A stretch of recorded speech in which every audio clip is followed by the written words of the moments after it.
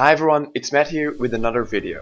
Someone asked me to do a basic guide about supports so you guys can understand the role a bit better. The thing is that there are so many different kind of supports and they all contribute to the team in a different way.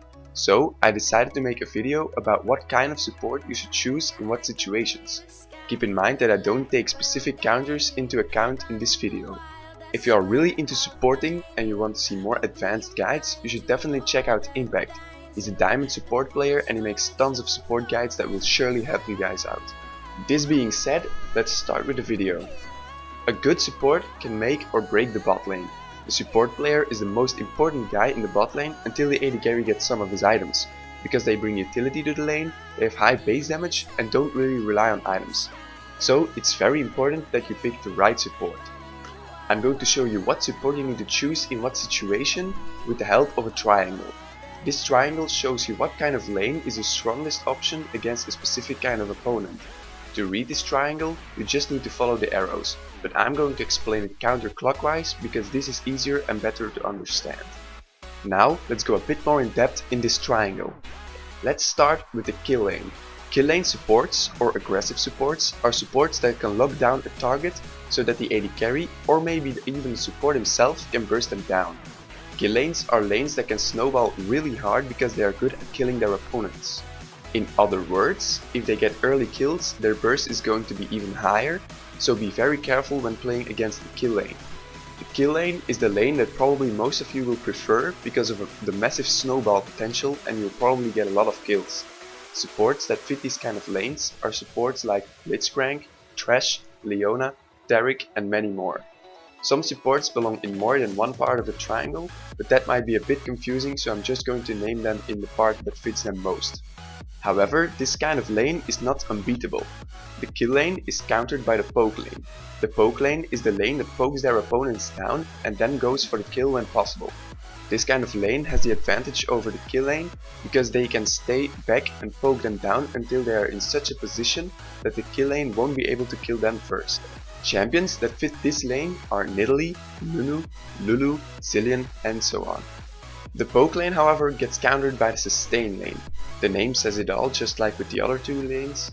The sustain lane is able to sustain through the poke damage of the enemies. This means that they have the advantage over the poke lane because they can just heal up when they poke and then strike when their opponents are out of mana. Supports that fit this kind of roles are supports like Sona, Soraka, Alistar and Nami. Basically supports with some sort of healing ability. This brings us back to the kill lane. The kill lane has the advantage over the sustain lane because they kill their target in one fight. This gives the sustain support no time to heal the damage in between fights. Now I'm going to give you guys some tips when you are playing against a counter lane. These tips are things that I do when I face a counter lane and they have proven their worth. When playing kill versus poke, you should try to avoid getting hit by skill shots. This is a very obvious tip, but it is also probably the most important thing when facing a poke lane. Staying close to your minions is a great way of doing this because the support will hit the minions instead of you, and if you are lucky, he or she will also kill the minion in the process, taking it away from the AD carry. Also try to take an early advantage so that you are guaranteed a kill when you go all in. When playing poke against sustain, you should try to avoid spamming your poke abilities. Don't try the max range Nidalee spears all the time, because this is going to deplete your mana pool very fast and you probably will miss at least half of them.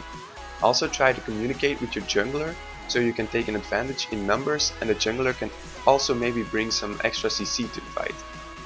And this brings us to the last possibility, and this is sustain versus kill lane. This is a really hard matchup for the sustain lane because you can't really prepare for a full-on engage as a sustain lane. The only thing you can really do, in my opinion, is to play passive and try to poke them down a bit from a safe distance if possible. If this is not possible, you should be ready to disengage at any time or ask your jungler for ganks as much as possible. This is it guys, I hope you all enjoyed this video. I'm not a pro when it comes to playing support, but I hope this helped you guys a bit. Be sure to like and subscribe if you liked this video. You can also leave a comment with suggestions or just to let me know what was good or what was bad about this video. I'll see you guys later.